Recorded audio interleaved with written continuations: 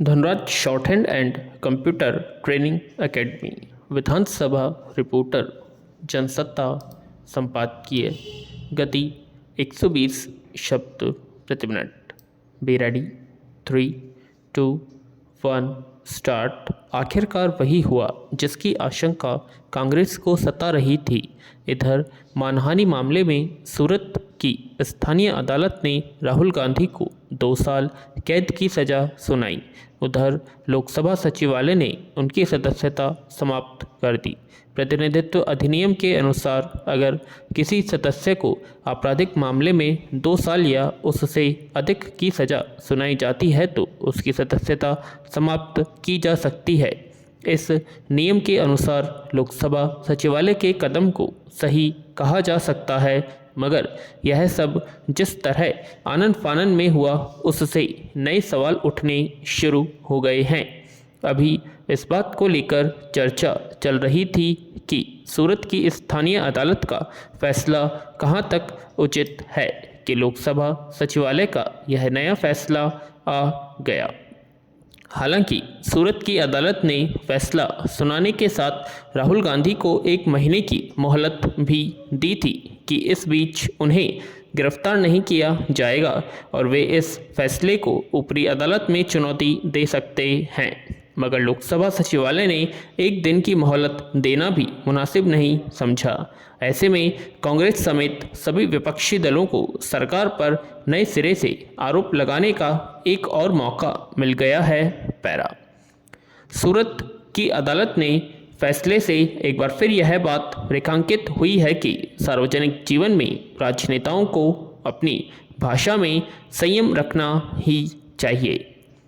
इससे पहले सर्वोच्च न्यायालय भी राहुल गांधी को मर्यादित भाषा के इस्तेमाल की चेतावनी दे चुका है।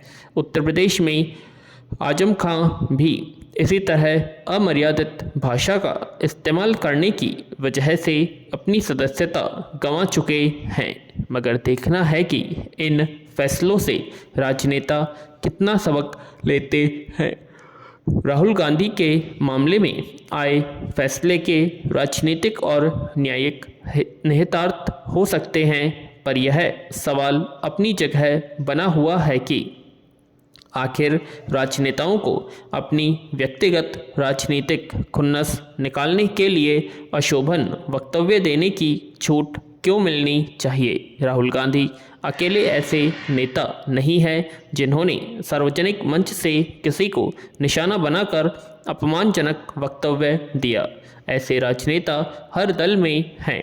सत्ता पक्ष भी इससे अछूता नहीं है। उसके कई नेताओं के बयान को लेकर आपत्ति जताई जा रही है। अलबत्ता उनके खिलाफ इस तरह किसी ने मानहानि का मामला दर्ज नहीं कराया। दरअसल राजनीति में यह मानकर चला जाता रहा है कि चुनाव प्रचार के दौरान या रैलियों में सार्वजनिक मंचों से दिए जाने वाले बयानों को गंभीरता से नहीं लिया जाना चाहिए। पैरा। मगर राहुल गांधी के मामले से अब यह आशंका भी पैदा हो गई है कि कहीं सारे राजनीतिक दल इसे परिपाटी न बना लें। इस तरह उम्मीद की जाती है कि सभी राजनेता इस गंभीरता को समझ सकेंगे कि उन्हें सार्वजनिक मंचों और बयानों के वक्त भाषा की मर्यादा रखनी चाहिए। इसमें बेशक सत्ता पक्ष यह कह रहा हो कि राहुल गांधी को सज़ा अदालत ने सुनाई है और उनकी सदस्यता नियम के मुताबिक समाप्त की गई है, मगर उस पर बदले की भावना से काम करने के आरोप लगने शायद ही बंद हों, क्योंकि सत्ता पक्ष के नेता उसी समय से राहुल गांधी की सदस्यता समाप्त करने की मांग कर रहे थे जब उन्होंने लंदन में भाषण दिया था। इस तरह उनकी सदस्यता जाने से सत्ता पक्ष को कितना नफ़ा नुकसान होगा यह तो समय बताएगा, मगर राजनीतिक मर्यादा की रेखा तो उसके सामने भी खींची हुई है। पैरा। दिल्ली के एक स्कूल में जिस तरह एक बच्ची से सामूहिक बलात्कार की घटना सामने आई है, उससे फिर यही पता चलता है कि यहाँ के आपराधिक परिदृश्य पर काबू पाने के लिए किए जाने वाले तमाम दावों के बावजूद महिलाओं का हर वर्ग बेहद असुरक्षा और जोखिम के दौर से गुजर रहा है। दिल्ली नगर निगम के स्कूल में पढ़ने वाली बच्ची महज 10 साल की है और मुख्य अपराधी उसी स्कूल का चपरासी है। यह अजीब है कि कई स्तर पर जिस व्यक्ति की वजह से स्कूल के बच्चे खुद को सुरक्षित महसूस करते, उसी ने एक बच्ची को अपनी दरिंदगी का शिकार बना लिया। उस व्यक्ति के भीतर दबी आपराधिक कुंठा का अंदाजा इससे लगाया जा सकता है कि उसने न केवल खुद यह अपराध किया बल्कि अपने कुछ साथियों को भी इसमें भागीदार बनाया। घटना का पता भी तब चल सका जब बच्ची ने स्कूल आना बंद कर दिया, परीक्षा में भी अनुपस्थित रही और एक शिक्षिका ने उसके परिवार से संपर्क किया। पैरा विडंबना है कि जिन स्कूलों को बच्चों के लिए सुरक्षित परिसर माना जाता है, वहाँ भी इस बात की गारंटी नहीं है कि बच्चे अपने खिलाफ किसी आशंका से पूरी तरह मुक्त होंगे। लेकिन यह स्कूल के दायरे में प्रशासन और दिल्ली की कानून व्यवस्था पर एक गहरा सवाल ज़रूर है कि आखिर वहाँ के एक कर्मचारी के भीतर कानून का खौफ क्यों नहीं था। सही है कि घटना को आधार बनाकर सभी स्कूलों को एक ही कटघरे में नहीं खड़ा किया जाना चाहिए। साथ ही किसी व्यक्ति के भीतर छिपी कुंठा का पता लगाना इतना आसान नहीं होता, लेकिन स्कूल जैसी जगह में सुरक्षा व्यवस्था वहां पढ़ने वाले बच्चों के सुरक्षित आने और वहां से घर जाने को लेकर एक तंत्र और नियम कायदे जरूर होने चाहिए, जिसमें किसी आपराधिक मानसिकता वाले व्यक्ति को कुछ भी अवांछित करने की हिम्मत न हो और ऐसा करने की गुंजाइश न बने। स्कूलों में प्रबंधन और उससे जुड़े लोग कुछ हद तक अपनी ओर से सजगता बरतते हैं, लेकिन व्यवस्था के स्तर पर यह सुनिश्चित न होने के चलते मौके की ताक में बैठे अपराधी कई बार अपनी मंशा में कामयाब हो जाते हैं।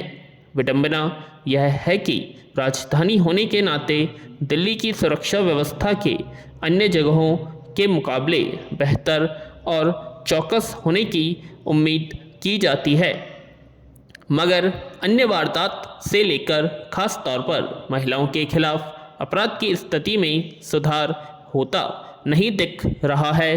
राष्ट्रीय अपराध रिकॉर्ड ब्यूरो के पिछले साल आए आंकड़ों के मुताबिक दिल्ली ने 2021 में महिलाओं के विरुद्ध अपराध के मामलों में 41% तक की बढ़ोतरी हुई। वहीं बच्चों के खिलाफ अपराधों में 32% का इजाफा हो गया। ये आंकड़े बताते हैं कि देश की राजधानी में महिलाएं और ख़ास तौर पर कम उम्र की बच्चियां किस स्तर की असुरक्षा से गुजर रही है। इस तरह से उनका घर से कहीं भी बाहर निकलने और सुरक्षित लौट आने का रास्ता जोखिम से होकर गुजरता है, वह बाजार हो या स्कूल।